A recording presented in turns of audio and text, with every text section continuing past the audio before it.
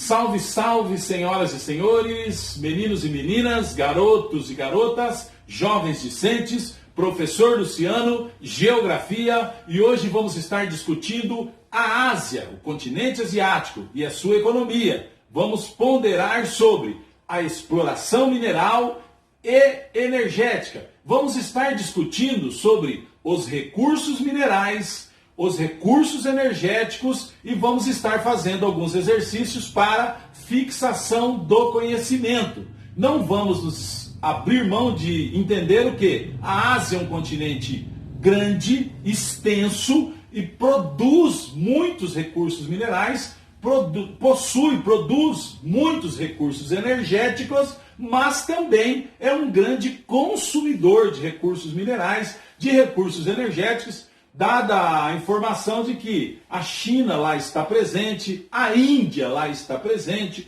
o Japão lá está presente, então produzem muita coisa, mas consomem muitos recursos. A presença e a exploração de recursos minerais e energéticos em seu território facilitam a industrialização de um país. No entanto, isso não é decisivo para determinar que esse país tenha relevância no cenário industrial mundial. A maioria das nações asiáticas vive essa situação, pois ainda que os recursos minerais e energéticos sejam abundantes no subsolo, poucos países apresentam destaque industrial. Até porque hoje, como é que você retira esse recurso mineral do teu solo? Como é que você tira ele de lá? Vem muitas vezes o quê? Uma empresa, uma transnacional, uma multinacional, certo? Com capital estrangeiro e retira aquele recurso do teu solo, mas na realidade explora aquele país e o lucro, o recebido por aquele produto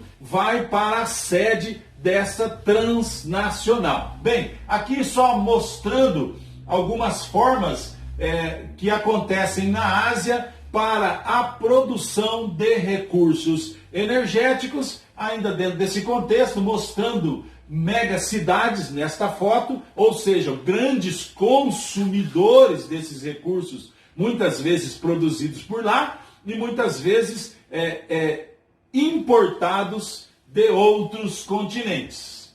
A extensão territorial favorece a presença de uma grande variedade de recursos minerais e energéticos no subsolo asiático, alguns com importância econômica vital. No entanto, a exploração desses recursos, na maior parte dos países do continente, está subordinada aos interesses internacionais, como já comentado, né? Ou seja, está sob o controle de empresas transnacionais que detêm o capital e a tecnologia para a exploração, exceto na Rússia, que já estudamos, e na China. Bem, os padrões de industrialização e utilização desses recursos no continente variam bastante. Encontramos países como, por exemplo, o Japão, com uma das maiores economias do mundo, mas fortemente dependente do quê? Da importação. O Japão é formado por ilhas. A China, com a maior produção industrial mundial e, consequentemente, alto consumo de minérios, muitos deles produzidos internamente. E países essencialmente rurais, como o Butão, onde a industrialização e os recursos minerais são de pequena importância. Aqui uma lista, mundo, os principais recursos minerais produzidos em 2016, produção total e participação dos maiores produtores. Então tem uma lista aqui de produtos, tá? Então ferro, bauxita, fosfato, manganês, potássio, certo? A quantidade que é produzido e o primeiro produtor mundial, aquele que detém, fornece esse material para diferentes consumidores. Então, os senhores vão observar o quê? Que existem diversos países aqui que estão aonde? No continente da nossa discussão, da nossa aula, do nosso vídeo, o continente asiático. Estamos discutindo Ásia, economia, a exploração mineral e energética. Estamos discutindo os recursos minerais e os recursos energéticos. Eu só quero fazer um adendo aqui, dentro do que acabamos de discutir, o Brasil produz 67% do tíntalo e nióbio que é fornecido para o mundo, mas é o que nós estamos discutindo. ele é produzido no Brasil, mas na realidade é explorado no Brasil. Ou seja, vem uma transnacional e retira um produto que nós somos detentores de 67%, certo? E manda para o resto do mundo, paga a preço de banana para nós e vende a preço de ouro lá fora. Se você não sabe o que é pagar a preço de banana, pergunta aí para o papai, para a mamãe, para a vovó, para o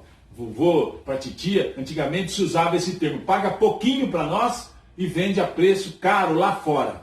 Dando sequência ao nosso raciocínio, o setor mineral caracteriza-se por uma forte concentração da produção em poucos países. Isso fica evidente quando somamos a produção desses três primeiros colocados e verificamos que em quase todos os itens listados, mais da metade da produção se concentra nesses países. Agora, como estamos discutindo, às vezes aquele país tem o recurso mineral, tem o recurso energético, mas o que acontece, ele é explorado por uma transnacional e o lucro não fica naquele país.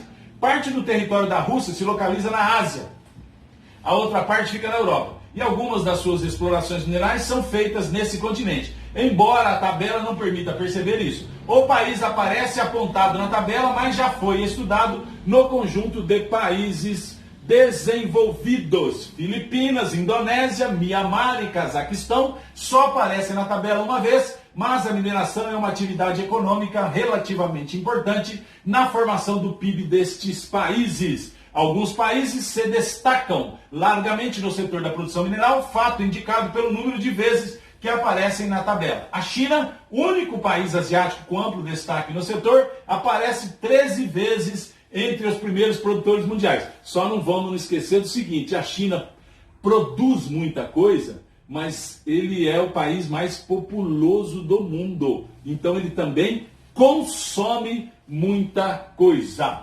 Então está aqui os recursos energéticos, os três principais recursos energéticos fósseis. Tem grandes produtores no continente asiático, como comprovam os dados da tabela. Carvão mineral, petróleo e gás natural. Está aqui o número da produção mundial. Primeiro em carvão mineral a China, o segundo Índia. Petróleo, primeiro a Arábia Saudita, que está no Oriente Médio, e Estados Unidos. Gás natural, primeiro Estados Unidos, segundo Rússia, que tem uma parte na Ásia e uma parte na Europa, mas aqui está mostrando a importância da Ásia, certo? Dos recursos minerais e dos recursos energéticos presentes nesse continente. Carvão mineral, usado em larga escala na siderurgia e nas usinas termoelétricas. Tem como grandes destaques asiáticos a China, na região da Manchúria, e a Índia, que muito depende desse recurso energético. Em conjunto, esses países têm mais da metade da produção mundial. O maior problema de seu uso é o elevado grau de poluição atmosférica que ele provoca. Então, carvão é uma fonte energética altamente poluente. Petróleo, dos 10 maiores produtores mundiais, 6, Arábia Saudita, Rússia, Iraque, Irã, China, Emirados Árabes Unidos e Kuwait, estão localizados aonde? Na Ásia, destacando seus países do Oriente Médio. A Rússia está parcialmente na Ásia, parte dela na Europa, lá na Eurásia. É o recurso que gera maior riqueza, graças a seu elevado preço no mercado mundial e um cartel, me perdoem comentar, que foi formado no mundo para controlar o preço do petróleo. Gás natural, considerada a fonte de energia com a melhor perspectiva de crescimento, tem numerosos produtores na Ásia, 3 deles entre os maiores produtores mundiais. A invenção dos motores, uma justificativa para o uso de combustíveis, né? Então a invenção dos motores de combustão interna, como os usados nos automóveis e caminhões, criou uma etapa no uso da energia baseada no petróleo. Em 1955 já eram 100 milhões de veículos circulando pelo mundo. Em 2011 chegamos a mais de 1 bilhão de veículos. Graças a isso, o petróleo passou a ter uma grande participação no consumo de energia, chegando a mais de 70% da matriz energética mundial, por volta de 1973. Então, é uma matriz energética altamente poluente, né? Mas, depois disso, a sua participação declinou. Sua importância, no entanto, continua grande, não apenas pelo seu uso como combustível, mas também pela produção de centenas de derivados e subderivados. Ao estudarmos os países que se destacam quanto ao petróleo, temos que analisar 3 diferentes perspectivas quando nós falamos de petróleo. Perspectiva 1, reserva. é a quantidade de petróleo que comprovadamente se encontra no subsolo de cada país. Em janeiro de 2017, as reservas comprovadas de petróleo estavam em torno de 1,6 trilhão de barris. Mas o grande problema para os consumidores é a concentração dessas reservas em poucos países. A maior parte deles aonde? No Oriente Médio. E esse é um dos interesses dos Estados Unidos, o quê? Em manter sempre tropas lá, porque os Estados Unidos é um país altamente industrializado, o petróleo é ainda a principal fonte energética utilizada no mundo, e ele não pode correr o risco do quê? Do Oriente Médio subir demais esse preço desse produto e, consequentemente, atrapalhar o seu polo industrial, né? Região de forte instabilidade geopolítica. Além das reservas, é importante observar a produção e o consumo. Então, produção é a quantidade de petróleo que efetivamente se extrai do subsolo. Em 2016, o mundo produziu em média 81,8 milhões de barris de petróleo por dia. Consumo é a quantidade de petróleo efetivamente consumida por um país. Se ela é maior do que a produção nacional, o que falta é o quê? Importado, trazido de fora para lá, gerando uma dependência internacional do recurso. É o caso da China, por exemplo, que 3,9 milhões de barris de petróleo por dia, certo? Mas consome o quê? 11 milhões. Produz 3,9, consome 11, o que mostra a sua enorme dependência das importações. OPEP. Desde a década de 1950, vários países produtores de petróleo, a Organização dos Países Exportadores de Petróleo, né, OPEP, petróleo, começaram a exigir das empresas estrangeiras maior participação nos lucros de sua exploração, o que gerou tensões internacionais. Nesse clima, em 1960, foi fundada a Organização dos Países Exportadores de Petróleo, OPEP. Trata-se de um cartel internacional por meio do qual alguns dos maiores produtores procuram o quê? Controlar os preços do petróleo no mercado internacional, anteriormente comandados pelas transnacionais. As 7 irmãs procuram fazer o quê? Controlar o preço para não baixar, é lógico, né? Dentro desse raciocínio, eu quero então agradecer a você, muito obrigado e até mais.